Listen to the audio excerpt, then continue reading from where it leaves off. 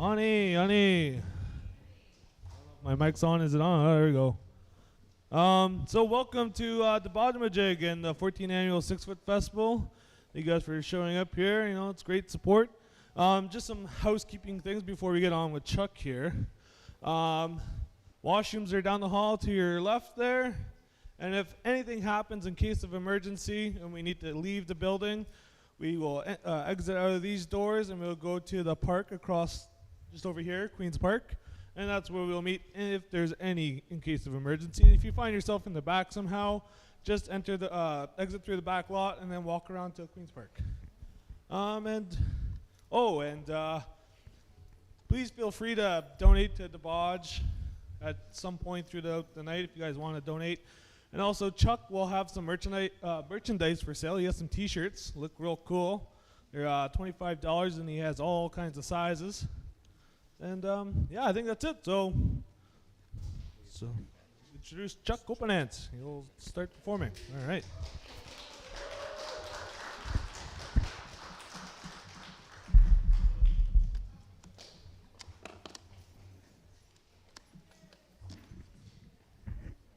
Hello.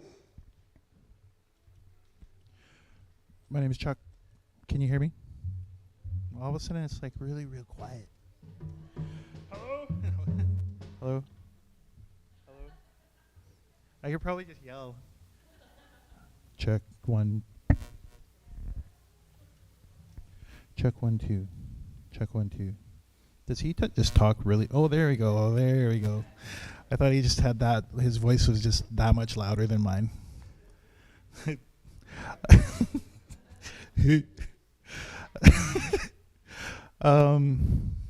Yeah, I just want to thank Ashley for reaching out to my group and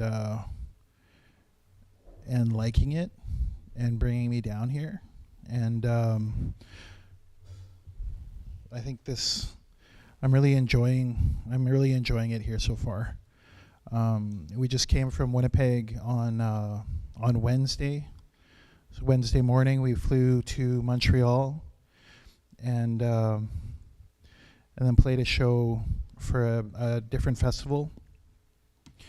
And then we came to Toronto on Thursday and played at a club on Queen Street, which was it was nice. Like we were playing this festival gig and then we got to play on Queen Street, which really reminded me of when I was young and touring around, because the club is just like, yeah, set up over there. And I didn't even meet the person who like booked the gig. And I was like, man, this reminds me of, and nobody really cared that much. And I was like, Toronto just warms my heart. It's exactly the same as it was 20 years ago. And I still don't know what certain cities are just the way that they are. And I was happy. There was a few people there that really enjoyed themselves, and we had good food, and it was really nice. We did stay at an Airbnb that night, and it didn't have extra blankets, so me and Kyle both just slept with really cold, like in the middle of the night, and I was like, but I'll like think about. I was just thinking about here. I haven't even been here before, and I was just so looking forward to it because I knew it was going to be so much nicer than that. But and I've heard a lot about. Well, yeah. I guess I haven't heard over the years. I haven't heard a lot about specifically what it's like here.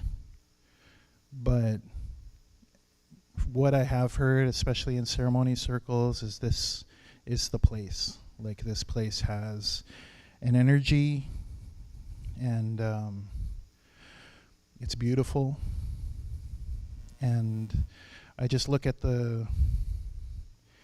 it's mainly through through cultural people that I know in Winnipeg that talk about wiki, and it just felt like it's going to be a really good. It's so out of the 3 gigs that were getting booked by my agent, this one was the last one to be booked, and I just kept saying, like, is this going to happen? And like I was pressuring, and then I was like, then it definitely went to nagging, and then insistent nagging. You know, when is this going to be finalized? And it finally was finalized, and I was like, whew. Because out of the 3 gigs, this is the one that I was looking forward to the most. And I didn't even know we'd all get our own hotel room. I was just like, that was just like, whoa, no, it's like too much. But no, it's so far, it's just been really beautiful here. You know, within minutes of being here, someone gave me a ride to go get a vape. Michelle took me all around the reserve. And it was just so big, and I was just looking and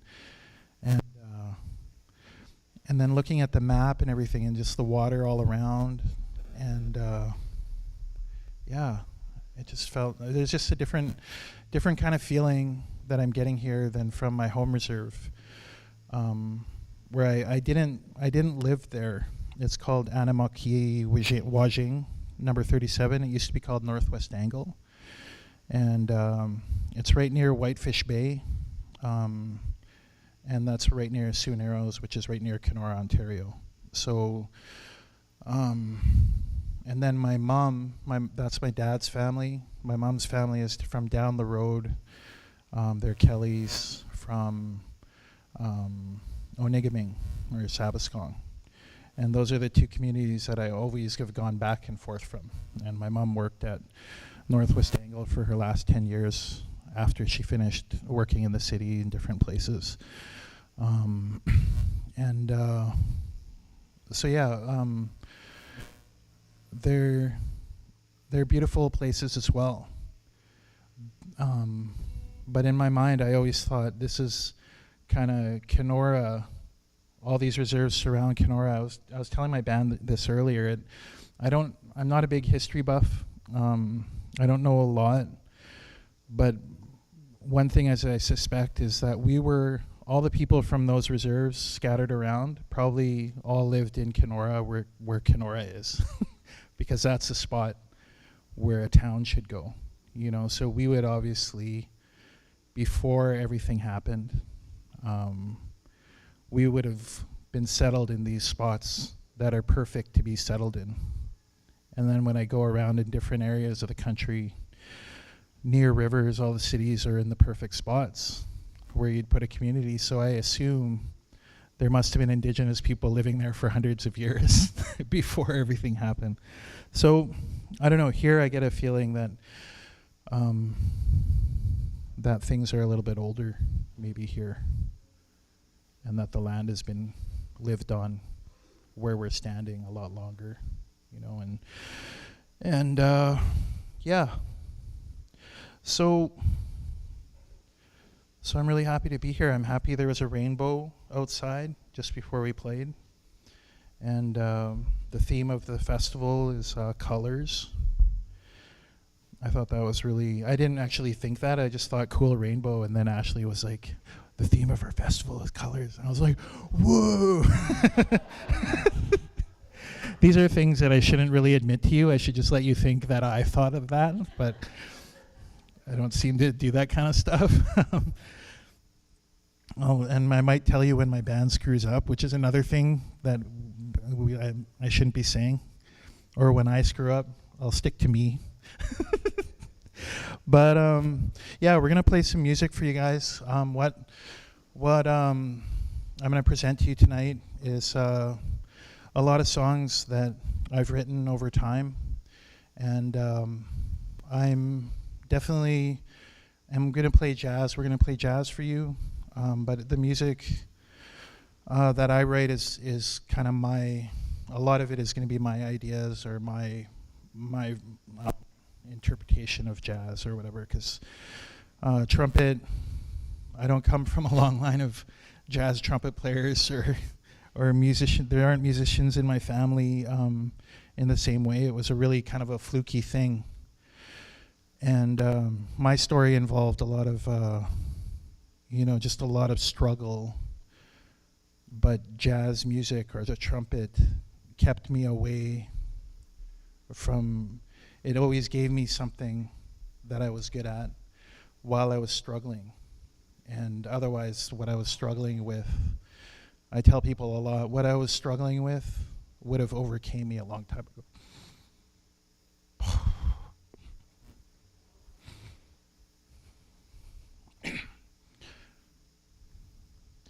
And